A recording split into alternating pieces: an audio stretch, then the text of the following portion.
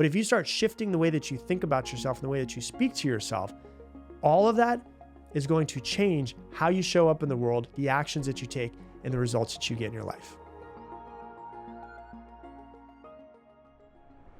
Today, we're going to be talking about how your thoughts and your words shape your reality. And I know I just recently did a podcast episode about the power of your words and how it shapes your reality. But today's episode, I'm actually going to show you an example, actually a couple of examples that show you how the way that you speak to yourself, the way that you think about yourself actually shows the results that you're going to get in your life. And there's one of my favorite studies about this is a study that's called the Batman effect. And so the Batman effect was a study that they did on children a few years ago that were between 4 years old and 6 years old. And they took these children and they put them into 3 different groups. One of the group, all they did was they just walked into a room and they did puzzles. And just so you know, these puzzles were unsolvable. So these poor children, right? They put these children into a room, they gave them puzzles that were completely unsolvable. That's group 1. Group 2, they put them into the room to do puzzles, but what they said to them is try to see yourself doing them from outside of yourself. So they taught them basically about what it would look like to look at yourself from a third person. So basically looking at yourself with more self-awareness is what they were teaching the children. So that was group number 2. And then group number 3, they had them do the puzzles, but before they did the puzzles, they had to pick a costume of their favorite costume that they wanted to wear. So one of them was a Batman cape. Another one was a Wonder Woman outfit. Another one was Dora the Explorer. Another one was their favorite Disney princess. And so they had them go in dressed up to see if maybe things change if they were dressed up as their favorite character. So group 1, which was they just put them into the room and said, hey, do puzzles, did the worst out of all 3 groups. Group 2, which was the group that looked at themselves with more self-awareness, did 13% better than group number 1. And so it's this idea of like self-distancing. They basically looked at themselves from outside of themselves. And because they were, in a way, watching themselves, they decided to work a little bit more and go a little bit further. Group 3 did 23% better than group number 1. And that was the best one. And they found out that group 3, the ones that were dressed up as Batman or Dora the Explorer, their favorite Disney princess, were more resilient and more diligent in trying to solve the problems. Group 1, the children actually gave up really quickly that they were surprised with. And what they ended up finding out, and this is a really interesting part of the study, is that the children, their self-talk while they were quote unquote failing and not figuring this out was mostly negative. So children, listen to this, between 4 to 6 years old, their self-talk was mostly negative. So they would be doing it, they weren't solving the problem, and they would say stuff like, I can't do this, or this is too hard, or I'm not smart enough, or I'm not old enough to get this. Now let's take a real quick step back, right? Okay. They're children between 4 and 6 years old. Where do you think that they got those thoughts from of, I can't do this, it's too hard, I'm not smart enough, I'm not old enough to do this? Where do you think those are the thoughts that just popped into their heads, or do you think maybe they got them from somewhere? Yeah, they probably got them, most likely, from their parents talking to them or hearing their parents talking to themselves around them. And so without the self-awareness of them having to watch themselves, like group 2, the children were basically on autopilot, which means that they were working from their unconscious programmings.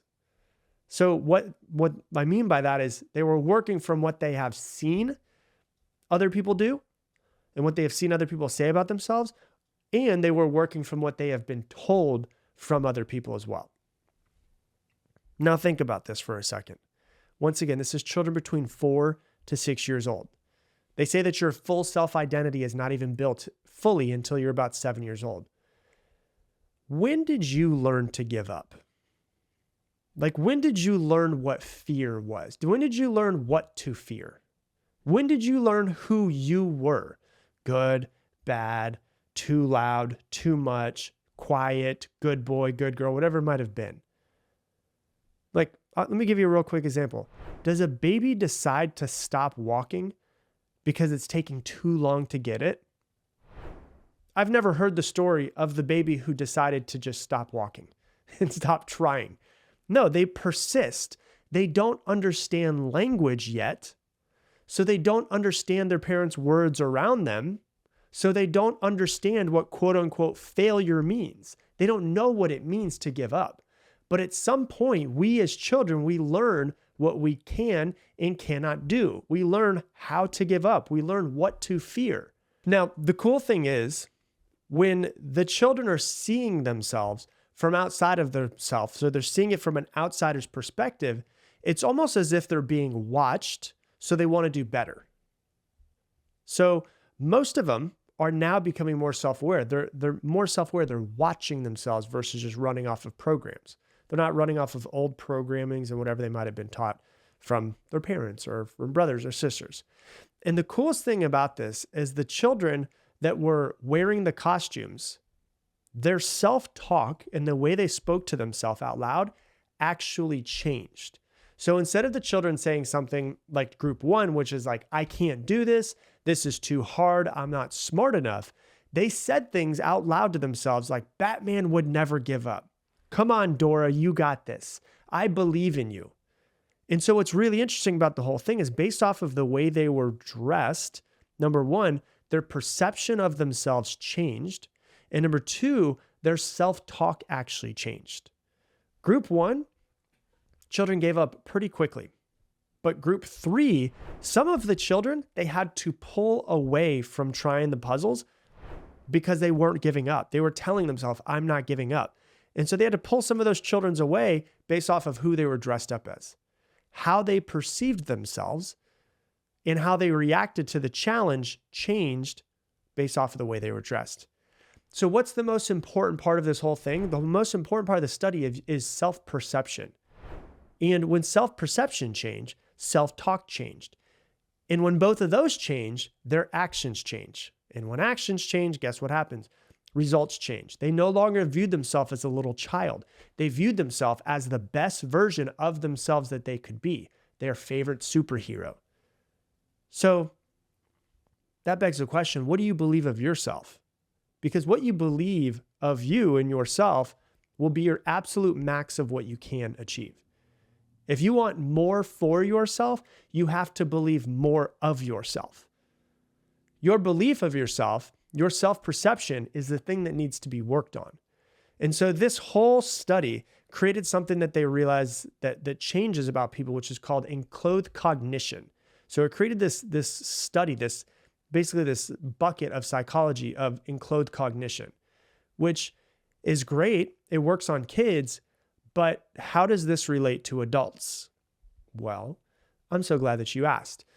There's now been a bunch of studies on adults of enclothed cognition. And there was a study that was done called The Influence of Clothes on Cognitive Processes in 2010. And the study looked at how uniform clothing affects cognitive processing. And so it particularly looked on how it impacts feelings of your power and control. And so their methodology was basically this. Participants were asked to wear formal business attire, or another group was asked to wear casual clothing. And what they did was they had them complete tasks that assess their abstract thinking. And abstract thinking is a measure that is linked to a sense of power. And so the results were pretty interesting. Participants that had the formal attire on, that were dressed up, exhibited more abstract thinking, which correlates to a heightened sense of power. They think higher of themselves. They subconsciously, or maybe even consciously, viewed themselves differently based off of what it is that they were wearing. So it's not just the Batman outfit. It's also, for some people, formal attire. And so consciously or subconsciously, these people viewed themselves differently based off of the way that they were dressed. I know we've all had this before, right? You decide that you're going to go to a nicer thing. Maybe you're taking it's Valentine's Day and you're going to take your wife out, and you decide to wear a suit. You decide to put on a tie, and you get more formal, or maybe you go to a wedding and you look at yourself in the mirror and it's something that you haven't worn in a while and you're like, shit, I look pretty good. And you think you're looking good. You walk a little bit different. You talk a little bit different. You have better posture. You put your shoulders back more. You don't lean over as much. There's been many studies on this. There's the original study that was done like on enclothed cognition was called enclothed cognition. And the study, what they actually did was they were trying to figure out if a lab coat would affect the way that somebody reacted and the way they participated. And so what they have is they were looking like, hey, if we bring a lab coat in, will it affect the participants' attention? And the researchers performed several different experiences where the attire was changed. And so what they did was experiment 1, they had participants wear a lab coat and they described the lab coat, this is the important part of it, of a doctor's coat. And when they had a lab coat that was called a doctor's coat, the people who wore it had increased sustained attention compared to those who were wearing regular street clothes. So it's really interesting. If somebody just walks off the street, they're just themselves. But if they put a lab coat on, they think to themselves, oh, I'm a lab coat, I'm dressing up like a doctor. It showed increased sustained attention. So they had more attention while they were going through these experiments. So that was experiment 1. Experiment 2, this is a part of the study that divided participants a little bit more into 2 groups. So one wore the same lab coat, but they were told it was a painter's coat. It's the same coat, but they were told that, hey, go ahead and put this painter's coat on. And then another group wore the exact same lab coat, but they described it once again as a doctor's coat. And those that were wearing the doctor's coat made significantly fewer errors on attention demanding tasks. The test was called a Stroop test than those that were dressed up as a painter. They finished in less time with less errors simply by wearing a lab coat. And the participants who wore a coat that was described as a doctor's coat showed better attentional focus than those who wore one that was described as a painter's coat. It's the same coat, but it has different meaning. And this is, I coach this a lot. Like I coach a lot of business owners. And this is one of the reasons why I tell people, like a lot of people work from home. I tell people, if you work from home, you have to go through your morning routine, get a workout in, do your meditation, whatever it is, your coffee. I don't really care what your morning routine is, but then make sure that you shower and get dressed as if you're going to work. If you wear your pajamas while working, it's a way different vibe than if you woke up, you meditated, you got your workout in, you showered, and then you got dressed. It's this feeling of, I'm showering, I'm going to work. Like most people, if you're wearing pajamas don't really seem to be the most, focused outfit to wear, the most productive outfit to wear. Like nobody just walks, if you work at Google, you don't just drive into Google wearing your pajamas. No, you're going to wake up. Hopefully you're going to get dressed, you're going to get showered, you're going to get dressed. And it's this feeling of like, I'm showing up for work. And if you wear PJs, you haven't closed out the act of sleeping. You haven't moved on to another chapter. You never show up to the office in your pajamas. So don't do it at home. And this is another thing that I've spoke about it before, but my friend Todd Herman wrote a book called The Alter Ego Effect. And he talks about the difference of when he's going to work, he dresses differently. When he's going to hang out with his family, he dresses differently. And he talks about it in his book called The Alter Ego Effect of developing an alter ego. So when he sits down to work, he puts on glasses. And this is something that he did years ago when he was younger, where he was not confident. And he realized he was a professional speaker. If I'm a professional speaker, I've got to be able to make cold calls. I got to be able to sell my services to people. And he would have this list that he needed to make cold calls to, and he was just not doing it. And he's like, you know what? I'm going to stop being Todd for a little while. I'm going to develop an alter ego. And Todd's middle name is Richard. So he developed Super Richard is what he called it. And Super Richard was a different person to him. He was badass. He was hardworking. He didn't care about rejection. And because when he first started his business, he was shy. He didn't want to make cold calls. And so he said, when I put on these glasses, and these are glasses that, no joke, are non-prescriptive glasses. They're just literally glasses. He puts them on and he says, okay, I'm going to be Super Richard. And he imagines himself embodying 3 people that he really looks up to. Benjamin Franklin, Joseph Campbell, and Superman. And he realized when he was Super Richard, he didn't give a damn if he got rejected because Todd didn't get rejected. Richard got rejected. And so he had this thing of like, okay, this is who I am. I'm a badass, hardworking, don't give a damn about rejection when I put on these glasses. What he realized though, once he had a family, was that he didn't want to bring Super Richard home to his children. And so what he would do, and now he works from home, and this is exactly what he does, when he's done with working, he closes out work. He doesn't want to be that person at home. So he has right outside of his office, or right at the inside of his office door, he has a wristband that he puts on, and it says something like family first. And so what he does is he takes off his glasses, his Super Richard glasses, he puts them down, he's done with work. He puts on his wristband and he imagines himself embodying the personalities of two people who he really looks up to, that he wants to be like with his children. Number one is his father. He said he had one of the best fathers ever. He was amazing. And number two is Mr. Rogers. So he's like, when I put on this wristband, I imagine myself embodying Mr. Rogers and my father. And so now you can sit there for a second and be like, well, that's goofy. What does this guy know about developing alter egos? Well, he's the guy who told and helped Kobe Bryant develop his alter ego of the Black Mamba.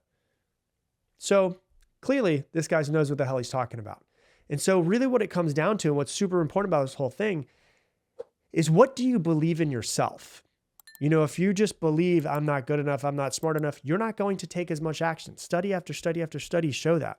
But if you start shifting the way that you think about yourself and the way that you speak to yourself, all of that is going to change how you show up in the world, the actions that you take, and the results that you get in your life. Hey, thanks so much for watching this video. If you love this video, YouTube thinks you're really going to enjoy watching this one right here. And if you want to see more of these, make sure you hit that subscribe button so you don't miss any more episodes.